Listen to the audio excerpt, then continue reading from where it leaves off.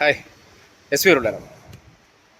കഴക്കൂട്ട M V Muraleedharan നാട് നീളെ mic കെട്ടിവെച്ച് അയ്യോ കഴക്കൂട്ടം മണ്ഡലത്തെ UDF സർക്കാർ അവഗണിക്കുന്നേ എന്ന് വായ്ത്താരി ഇടുകയാണ്.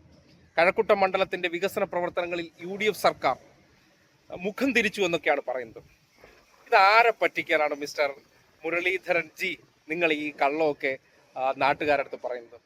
നിങ്ങൾ ഈ അടുത്ത ദിവസം ക്ഷേത്ര ദർശനത്തിന് പോയപ്പോൾ നിങ്ങളൊരു തുലാഭാരം ചെയ്യുന്ന സന്ദർഭത്തിൽ ആ ത്രാസ് പൊട്ടി വീണ് നിങ്ങൾക്ക് പരിക്കേറ്റു എന്ന വാർത്ത പുറത്തു വന്നിരുന്നു. അത്തരം അപകടങ്ങളൊന്നും ഒരു മനുഷ്യർക്കും ഉണ്ടാകാൻ പാടില്ല.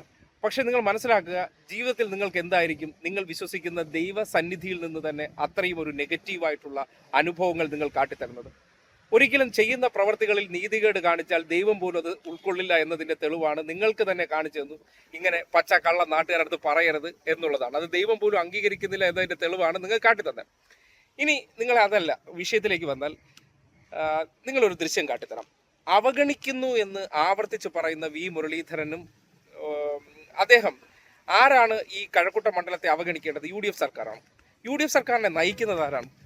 അത് മുഖ്യമന്ത്രിയായിട്ടുള്ള VD സതീശനാണ്. VD സതീശനും വി മുരളീധരനും തമ്മിൽ എന്തെങ്കിലും പ്രശ്നമുണ്ടോ? ഇതുവരെ നമ്മൾ ഒരിടത്തും കണ്ടിട്ടില്ല ഒരു എന്തെങ്കിലും പ്രശ്നം ഉണ്ടായിട്ട്. ഒരു ദൃശ്യം കൂടി പുറത്തു വന്നിട്ടുണ്ട്. ഇത് അങ്ങോട്ട് നോക്കി.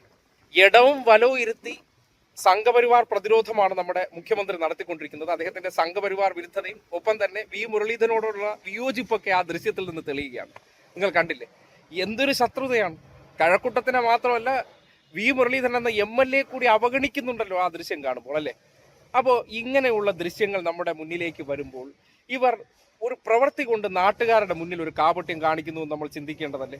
എന്തിനാണ് അങ്ങനെയൊക്കെ പറ്റിക്കുന്നത്? അതായത് നല്ല ഇരിപ്പുവശവും നല്ല മാനസിക പൊരുത്തമുള്ള രണ്ടു പേർക്കിടയിൽ അവഗണന എന്നൊക്കെ പറഞ്ഞുകൊണ്ട് നിങ്ങൾ ഉദ്ദേശിച്ച എന്തൊക്കെയോ കാര്യങ്ങൾ ചെയ്യാൻ പറ്റുന്നില്ല. അത് മറ്റൊരാളുടെ തലയിടലാടാൻ വേണ്ടി കള്ളം പറയരുത്. 5 വർഷം നിങ്ങളെ ജനങ്ങൾ തിരഞ്ഞെടുത്തു, അതിലൊന്നും യാതൊരു സംശയമില്ല. അങ്ങനെ തിരഞ്ഞെടുത്ത നിങ്ങളെ സംബന്ധിക്കുന്നിടത്തോളം സത്യസന്ധമായി പെരുമാറുക എന്നുള്ളതാണ്. ഇപ്പോൾ കഴിഞ്ഞ സർക്കാരിന്റെ കാലഘട്ടത്തിൽ അങ്ങനെ ചെയ്തില്ല, അല്ലെങ്കിൽ കഴിഞ്ഞ ജനപ്രതിനിധി അത് ചെയ്തില്ല എന്നൊക്കെ ജിക്ക് പറയാം. പക്ഷെ ഒരു കാര്യമുണ്ട്, അവർ അത് ചെയ്തില്ല, അതിൽ അൺസാറ്റിസ്ഫൈഡ് ആയതുകൊണ്ടാണല്ലോ നിങ്ങളെ തിരഞ്ഞെടുത്തത്. അപ്പോൾ നിങ്ങൾ ചെയ്യാൻ പറ്റാതെ ഇതുപോലുള്ള കാപട്യങ്ങളൊക്കെ പറഞ്ഞതിന് ശേഷം നിങ്ങൾ തോളിക്കൈയിട്ടിരിക്കുന്ന ദൃശ്യങ്ങൾ കാണുമ്പോൾ സ്വാഭാവികമായിട്ട് ഈ നാട്ടുകാരൻ കൂടിയായിട്ടുള്ള ഒരു വ്യക്തി എന്നുള്ള നിലയ്ക്ക് അത് ചോദിക്കണ്ടേ? സ്വാഭാവികമായിട്ട് ചോദിക്കും. നാട്ടുകാരുടെ അടുത്ത് പറയും, ഇങ്ങനെയൊക്കെ ഉണ്ടായിട്ട് എങ്ങനെയാണ് അവഗണന എന്ന് പറയുന്നത്? ആ അവഗണന എന്ന വാക്കിൽ ഒരു ഉടായ്പുണ്ട്, ഒരു കാപട്യമുണ്ട്. അതിന്റെ ഭാഗമായിട്ടാണ് നിങ്ങൾ നേരത്തെ തുലാഭാരത്തിന് പോയപ്പോൾ ത്രാസ് പോലും പൊട്ടി വീണതെന്നുള്ള ഒരു ദുസ്സൂചന നിങ്ങൾ ഓർപ്പിക്കുകയാണ്.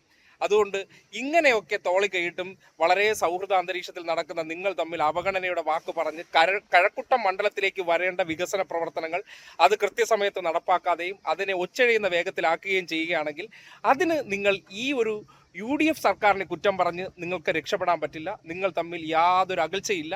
നിങ്ങൾ ബഡാ ദോസ്താണ് എന്നതിൻ്റെ തെളിവ് കൂടിയാണ്. കാര്യം ഒരാളോട് വിയോജിപ്പോ അവരെ അവഗണിക്കുന്ന സ്വഭാവമുണ്ടെങ്കിൽ ഇങ്ങനെയൊന്നും വന്നിരുന്ന് സംസാരിക്കാൻ കഴിയില്ലെന്ന്.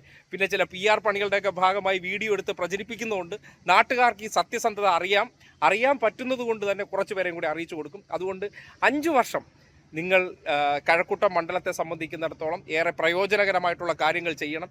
ഈ അവഗണന എന്ന വാക്കിൻ്റെ പുറകിൽ ഒളിച്ചുകൊണ്ട് ഈ നാടിന് കിട്ടേണ്ട, അല്ലെങ്കിൽ അടുത്ത 5 വർഷം ഈ നാട് IT നഗരമായിട്ടുള്ള പ്രദേശത്ത് വരേണ്ട ഒരു വികസന പ്രവർത്തനങ്ങളും തടസ്സപ്പെടാൻ പാടില്ല എന്ന് മാത്രമേ പറയാനുള്ളൂ. അതിന് നിങ്ങൾ അവഗണന എന്ന വാക്കിൽ ഉപയോഗപ്പെടുത്തിക്കൊണ്ട് മണ്ഡലത്തിലുടനീളം ഈ മൈക്ക് കെട്ടിവെച്ച് അനൗൺസ് ചെയ്ത് പ്രതിഷേധ പരിപാടികൾ സംഘടിപ്പിക്കുമ്പോൾ അതൊരു ഉടായ്പാണെന്ന് നാട്ടുകാർ കൂടി മനസ്സിലാക്കണം. ഇവർ തമ്മിൽ അങ്ങനെ ഒരു അവഗണനയുടെ പ്രശ്നവും ഇല്ല എന്ന് തെളിയിക്കുന്നതാണ് ആ ദൃശ്യം.